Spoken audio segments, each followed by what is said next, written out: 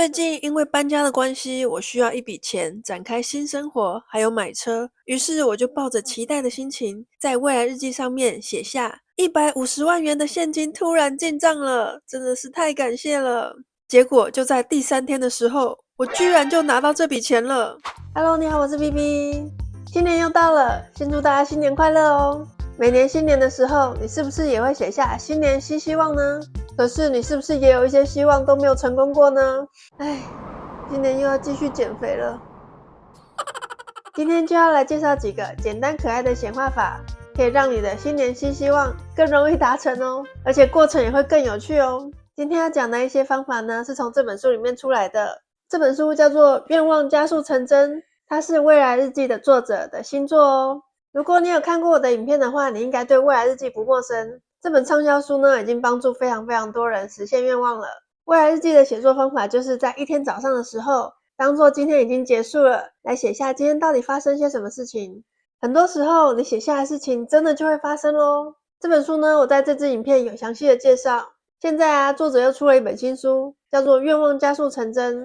那这一本的话，就不是笔记本的形式了，里面是满满的文章，每一篇文章都是一个小故事、小短文，或者是一些简单的显化法。里面作者有讲到一些他自己的显化故事，那我觉得也蛮有趣的。我除了介绍里面的一些显化法，也会讲一些我自己的哦。第一个显化法就是未来日历，你可以用这样子的日历一张纸，有1到31天，或者是你可以用你的手账，或者是 Google Calendar 也可以。就开始计划你希望发生什么事情，就写在你的日历上面。例如说，我希望下礼拜五去吃个大餐好了，下礼拜五去参加个 party 好了，我再下一个礼拜五去看个电影好了，我就可以这样子先计划我的未来。而且先不要管有没有人来邀约哦，也不要管说 party 到底会不会举行，我想参加的话我就先写上去，也不一定是要这个月的哦，你可以先拿出下个月、下个月还有一整年的日历就拿出来写。例如说我希望3月的时候去赏樱花好了，我就可以开始计划，这一个礼拜我希望去日本玩5天4夜，然后去看樱花、去逛街、吃大餐之类的。都先不要管你到底有没有假可以放，也不要管有没有人来约，也不要管你的家里人到底想法是怎么样，你想要去就自己先写上去。很多时候啊，他们就会很神奇的，也想去日本玩了，也来约你了，或者是就有假空出来了，老板就准假了。所以你自己就可以先计划好未来1年你希望发生些什么事情，就先写在你的未来日历上面吧。再来第二个方法呢，是写下100个梦想。一样也是拿出一张纸或者是你的笔记本，就开始随手写100个梦想，希望今年会发生的100件事情。在写的时候呢，不要用大脑去过滤太多的梦想，想到什么就直接写下来，就依照直觉开始写就可以了。可以写100个哦，其实前面10个、20个都还蛮好写的，可是写到后来你会发现，我好像没有什么其他的想要的东西嘞，想要的东西都已经写了。这时候你就必须要用一些想象力或者是联想力去想你到底需要些什么。所以啊，100个愿望其实不是那么容易想出来的。这100个愿望啊，你不要去烦恼到底会不会发生，会怎么样发生，先写下来就对了。等1年之后再过来看，你会发现，有很多事情已经在不知不觉中发生了耶。在2024年初的时候呢，我其实有写下一个愿望，就是希望可以收到出版社送我的一些免费的书。这样子我就不用花太多钱去买书了。没想到在年初的时候，就真的有厂商送我一本，感觉是秘密。这本我也已经介绍过给大家了。而后来陆陆续续又有其他的出版社也送一些免费的书给我，我真的非常的开心。而后来呢，在大概年中的时候，我又默默的希望可以写推荐序，结果没想到真的在年底的时候就达成这个愿望了。我的第一个推荐序是写给祈求成真的秘密，真的非常的感谢他们的邀约。这2个愿望其实都是比较不经意许下的，就是很轻松的把它写下来这样子的感觉而已，没想到就发生了。这个作者有提到啊，当你在许下很多愿望的时候，其实就很像在院子里面撒了100颗种子，有些种子会比较快开花，有些种子会比较慢，但是当你有了这么多种子之后，你就不用担心说是不是没有一颗会开花呢？总会有一颗开花结果吧。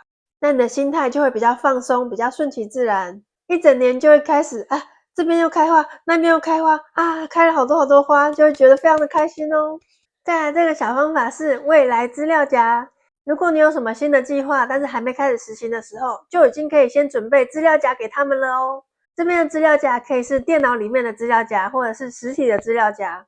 举例来说啊，作者他曾经发现过一本很棒的国外的书，但是那本书还没有被翻译成日文，他很想把那本书引进日本，所以呢，他就在他的电脑里面先建立一个资料夹，叫做翻译举落，意思就是把一些跟翻译相关的文件都可以放到这个资料夹里面。结果过没多久，就真的有人找他翻译这本书，后来他还陆续翻了2本，就是把那本书从英文翻成日文出版哦。另外一个作者呢，他也在创业的时候就已经先建立了顾客名单的资料夹，明明就还没有任何的客人，就已经先做好他们的资料夹了，而且是照日文50音来排的。很快的，他就真的有了100位以上的客人了。这边的资料夹也可以是实体的资料夹，例如说呢，你还没买车之前，你就可以先准备一个资料夹，准备跟车子相关的文件，买了之后就可以把文件放在里面。我有听过一个说法叫做宇宙不喜欢真空，就是呢，当你留了一个空间的时候，宇宙就会想把它填满。所以你的衣柜买了多大，你最后就会塞多满，你的行李箱买多大，你也会塞多满。你只要帮那个东西准备空间的话，最后那个空间就一定会被塞满。我曾经看过一个故事，我想应该是在秘密网站上面看到的。他是说他非常非常想要一台钢琴，可是呢他没有钱买，而且家里也蛮小的，放不下钢琴。他就在他非常小的公寓里面呢，就硬是打扫出了一个空间，决定要放钢琴。每次有人来找他玩的时候，就会说：你那边为什么要空出来呢？这么大一个空间。他就会说：这边就是要放钢琴的啦。虽然他那时候还没有钱买哦，但是他就准备了一个空间给钢琴。结果真的过没多久，就有人要送他钢琴了。他就真的把那个空间塞满了，放他的钢琴。我们也有听说过，如果你想要找对象的话，你可以把你的衣橱先打扫一下，空出一半的空间，留给未来的另外一半放衣服用。再来，这个方法很有趣，叫做100万便条纸。他是说呢，你可以把100万日元的假钞或者是便条纸放在一个袋子里面。以台湾的话呢，我们就是习惯用红包嘛，放钱，看起来很像100万日元就可以了。里面可以是假钞，可以是一般的纸，也可以是真钞啦，就是一大叠，看起来很像真的钱，这样就可以了。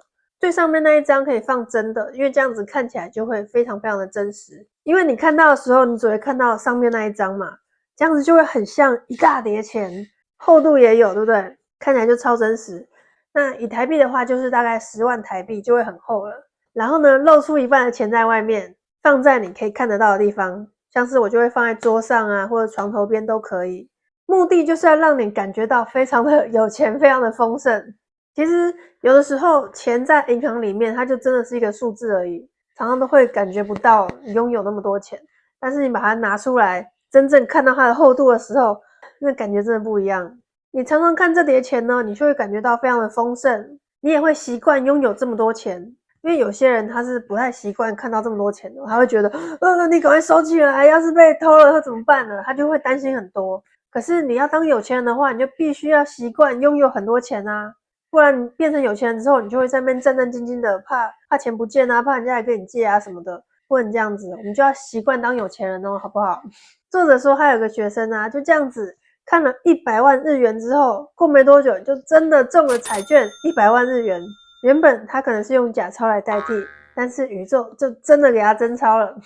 所以这个方法非常有趣哦，大家也可以试试看。这边来补充一个故事，这是一个40多岁的女士，她告诉作者说，最近因为搬家的关系，我需要一笔钱展开新生活，还有买车。于是我就抱着期待的心情，在未来日记上面写下150万元的现金突然进账了，真的是太感谢了。然后我就把千元大钞，还有看起来很像钞票的笔记本，一起放进银行的信封里面。整包看起来就像是装了好多叠30万一样。我就把这个信封放在家里，不断的告诉自己，我就是有这么多钱。隔天我在日记里面具体的列出我要如何使用这一笔钱。结果就在第3天的时候，我居然就拿到这笔钱了。原本我以为再过10年都不会拿到这笔钱，没想到竟然这么顺利就进来了，这简直就是奇迹啊！真的是太感恩、太幸福了。这位女士她可能在很久以前有被人欠过150万日元，他一直觉得拿不回来了。没想到这一次，因为他想要显化150万日元，结果奇迹的对方竟然就还钱了。再来这个方法是未来游记，如果你想去哪边玩的话，就可以先写未来游记了哦。当作已经去过了，写下你的旅行日记。你可以任选一个你想要去的国家、想去的地方，拟定旅游计划，不用考虑预算，只要尽量搜寻相关的资讯，越详细越好。例如说班机啊，你要搭哪一间航空啊，直飞还是转机啊，旅馆啊，你要住哪边啊，要住几天啊，要做什么，要看什么，要去哪里，要吃什么。收集到需要的资讯之后呢，就想象自己已经完成那趟旅行了。你可以在网络上搜寻照片，一边假装回忆看过的景色、吃过的美食，一边在游记上面贴照片。记得一定要描写当时的心情哦。例如说，如果你想要去向往已久的大峡谷，看到夕阳时开心的又叫又跳，你要想象自己已经体验过了，那些情感非常重要。作者也用了这个方法写下他想要去看极光的游记，结果没想到过了不知道多久，他就真的到加拿大去看极光了。那我之前有分享过一个故事，就是有一个女性呢，她因为一点小问题要开刀，她会住院1个礼拜左右。她因为怕自己住院的时候会无聊，就准备了很多那种高级邮轮的 menu 来看。她就去那个旅行社找了很多邮轮的杂志来看。有一个旅程是她非常想去的，就是去加勒比海坐邮轮。她就看着那些邮轮的照片啊，在住院的时候，她就在想象自己已经到了那些景点，在加勒比海的每一个站都下去玩。她也想象自己就是住在邮轮里面最棒的房间，是有阳台可以看到海景的那种房间哦。那7天她住院的时候，她都是这样想象，因为也没有其他事情可以做啊。如果没有人来拜访你，真的是很无聊所以她躺在床上的时候，就想象自己是在加勒比海，是在邮轮上，在看着海景。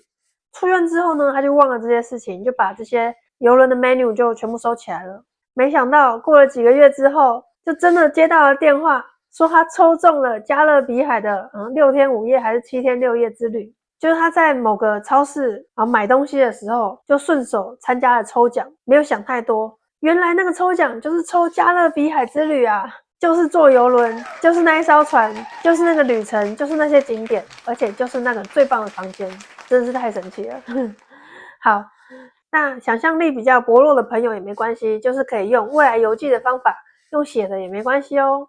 那我就来介绍一下作者的这3本书有什么不一样吧。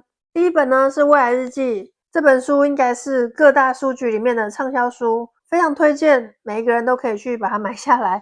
我自己也送了好几本给朋友。这本书里面也有介绍作者的故事，里面呢有附赠一本小笔记本，可以写49天的未来日记哦。第二本呢是369天的实践版，如果你那49天写的不够的话，可以写369天。这本书里面就是笔记本的形式了，每一天就是让你写未来日记的。它也是比较厚一点啦，比较不方便带出去。可是如果你想要认真写未来日记的话，是可以带的。再来就是这本书叫做《愿望加速成真》，它是今年12月才出版的，里面就没有笔记本了，里面都是一些文章，有123篇文章，一些小故事，还有一些可爱的显化法，里面读起来非常的通顺，而且你看的时候会觉得很开心很正面，所以也蛮推荐的。也有超多人都已经显化成功咯，在这支影片里面大家累积显化了超过70万元，真的是太不可思议了，可以去看看大家都是怎么显化的哦。请一定要订阅我的频道，你的订阅是对我最大的支持鼓励哦。我还有很多很棒的影片也可以去看看哦。那我们下次再见咯，拜拜。